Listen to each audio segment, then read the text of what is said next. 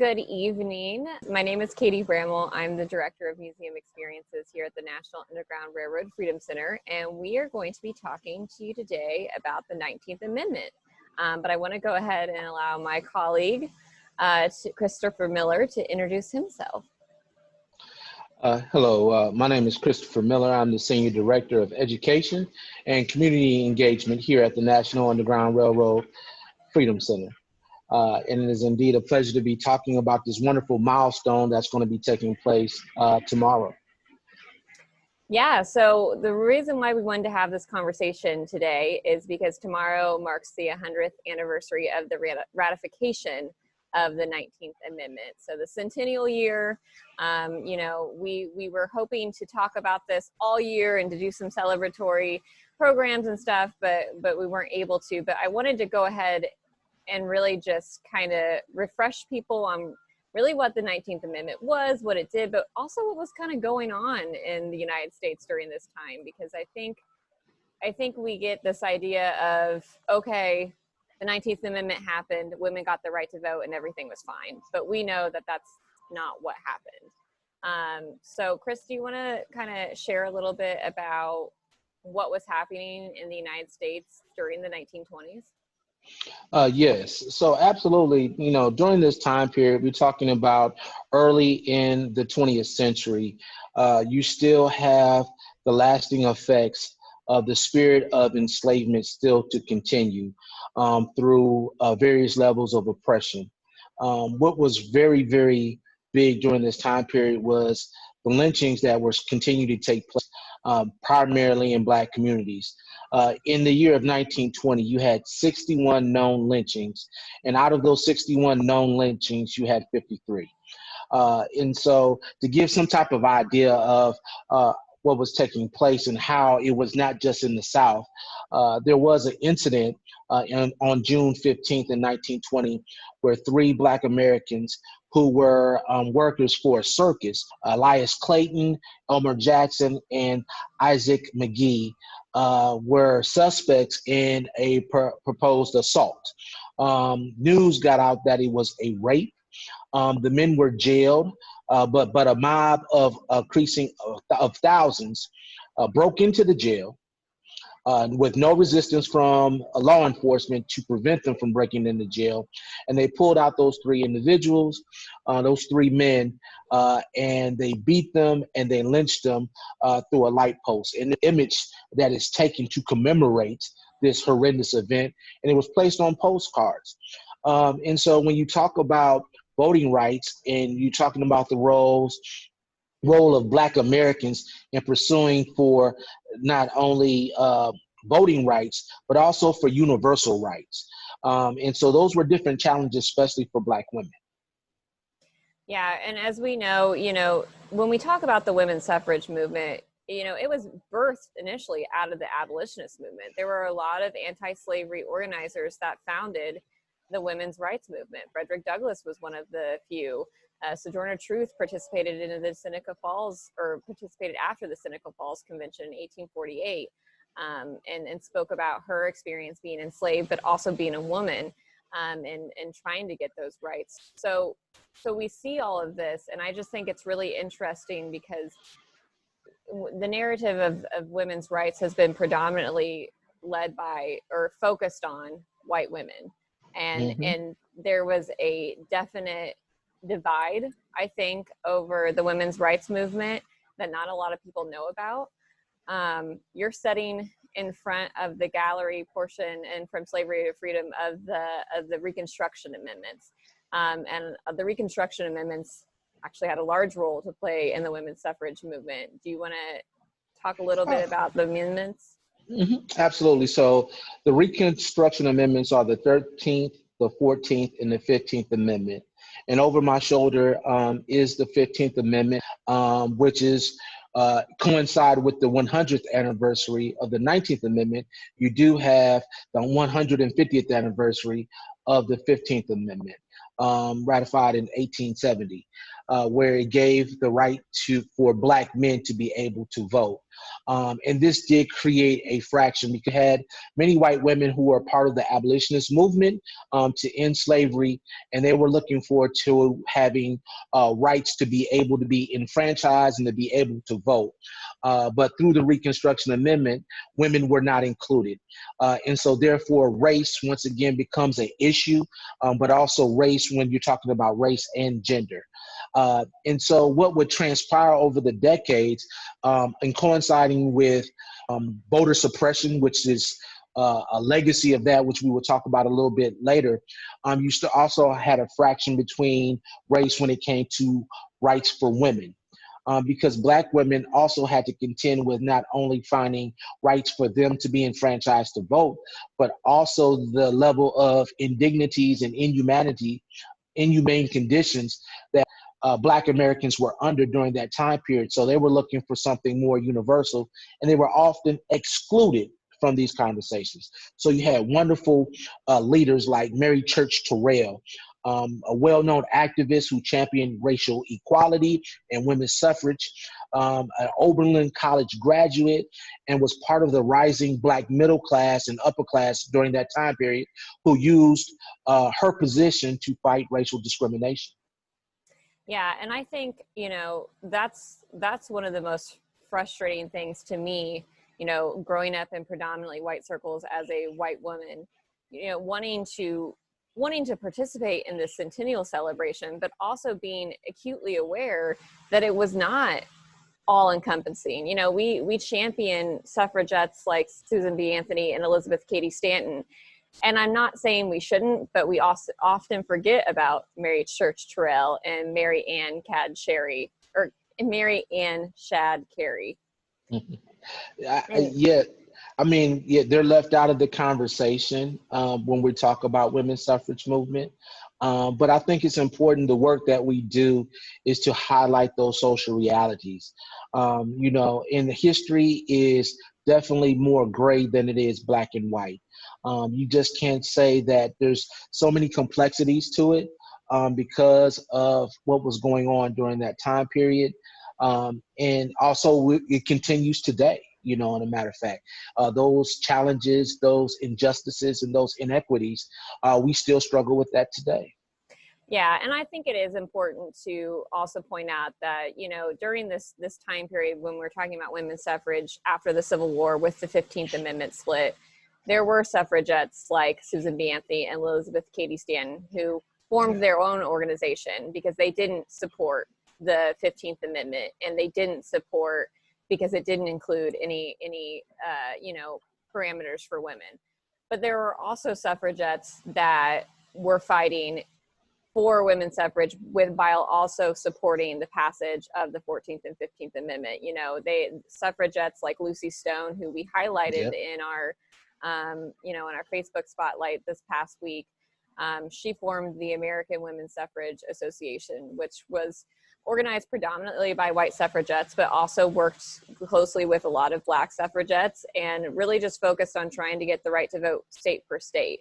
So, it's a really interesting, and like you said, it's a complicated history. It's not that we shouldn't celebrate these things, but I think it's important, especially us now, to look at this context of women's suffrage as a whole and look at, the accomplishments, but also the challenges and what we really faced moving to get this right to vote. And really, with ratification on August 18th in 1920, that still didn't mean every single woman in the United States could go and place their vote. A lot did, but we know that there are some challenges.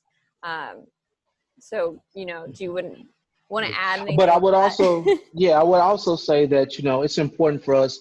The language is very important. When we say suffrage movement, we tend to think of gender, but suffrage, the word itself, is the expansion of the vote, right. Meaning that citizens who are not white males should have the opportunity to participate in the political process. And so we all should be part of that suffrage movement.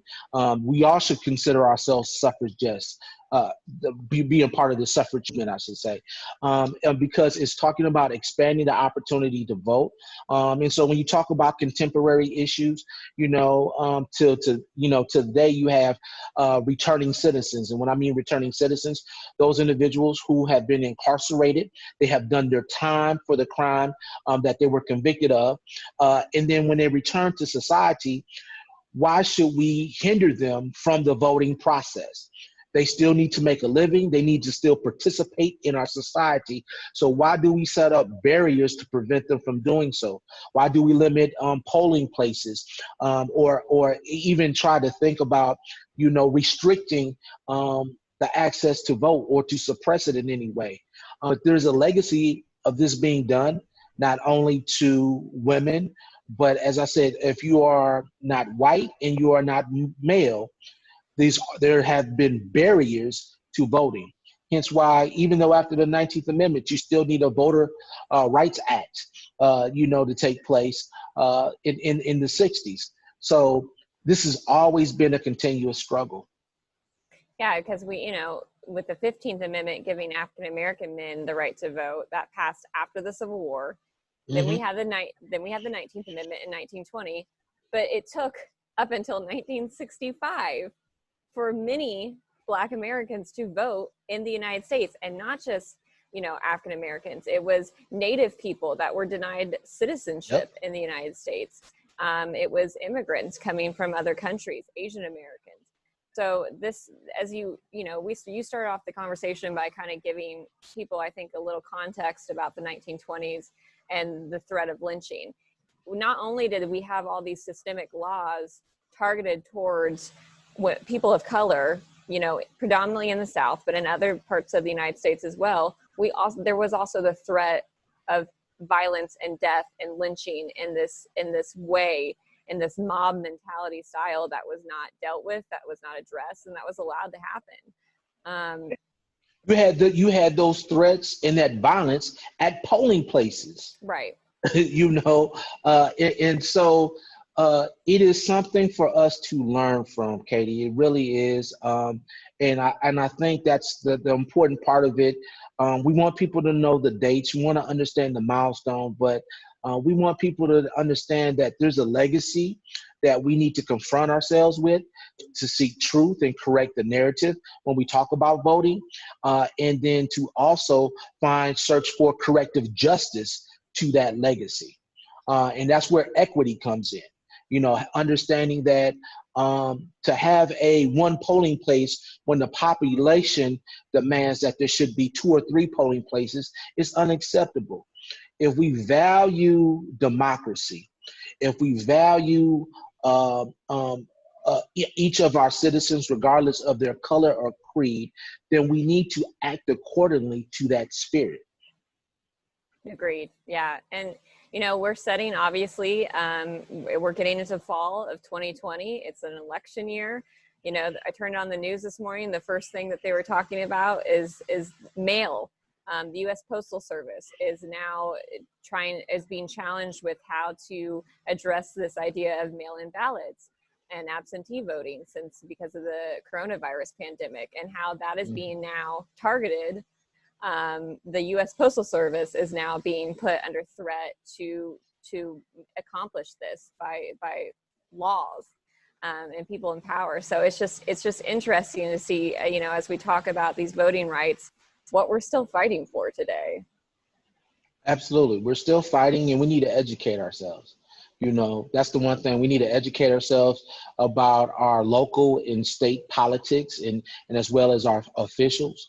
And I've had this debate with a few, friends over the recent events within the past week or so with the nomination or the appointment of Kamala Harris as a VP candidate, and looking into her background.